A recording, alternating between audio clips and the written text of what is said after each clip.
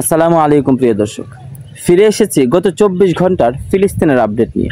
গতকাল 28 জুলাই ভোরে ইসরায়েল গাজার দক্ষিণ অঞ্চল রাফাহ ও খান ইউনুসে অন্তত 12টি বিমান হামলা চালায়। এই হামলায় শহীদ হন 38 জন, এর মধ্যে 14 জনই শিশু।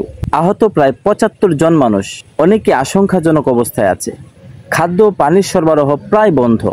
জাতিসংঘ বলছে মানুষ এখন ঘাস ও পানির মতো স্যাঁতসেঁতে কাপড় চুষে ক্ষুধা নিবারণ করছে। গতকাল জর্ডান থেকে একটি ত্রাণ বিমান প্যারাসুটের মাধ্যমে খাবার ফেলে, কিন্তু তা খুবই সীমিত এবং অনেক স্থানে তা পৌঁছায়নি। শুধুমাত্র 3টি হাসপাতাল চালু আছে। বিদ্যুৎ না থাকায় অপারেশন বন্ধ, ইনজেকশন ও ওষুধ শেষ পর্যায়ে। নাবলুস ও জেনিনে অভিযান চালিয়ে ইসরায়েলি সেনারা 17 জন ফিলিস্তিনিকে গ্রেফতার করেছে। এর মধ্যে সংঘর্ষে 5 জন নিহত হয়েছে, প্রায় 20 জন গুলিবিদ্ধ হয়েছে। বেথলেহেম ও হেব্রনের নতুন ইসরায়েলি বসতির নির্মাণ কাজ শুরু করেছে। ফিলিস্তিনিরা প্রতিবাদ করেছে, কিন্তু কোনো কাজ হয়নি। এখনো চলছে পবিত্র স্থান আল আকসায় উত্তেজনা। আল আকসায় ফজরের নামাজের সময় মুসল্লিদের বাধা দিয়ে ইসরায়েলি পুলিশ ঢুকে পড়ে।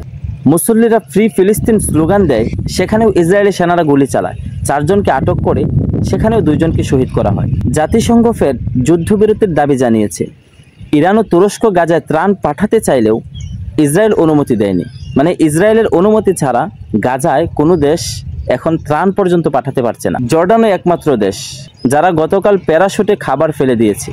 এই ছিল গত 24 ঘন্টার ফিলিস্তিনের আপডেট। ভোররাতে গাজার রাফা ও খান ইউনুসে ইসরায়েলি বিমান হামলায় নিহত প্রায় 38 জন, এর মধ্যে 14 জনের শিশু। আহত 75 জন, কিন্তু চিকিৎসা কোথায়? হাসপাতালে বিদ্যুৎ নেই, ঔষধ শেষ, অক্সিজেন নেই। জীবন শুধু এখন সময়ের অপেক্ষায়।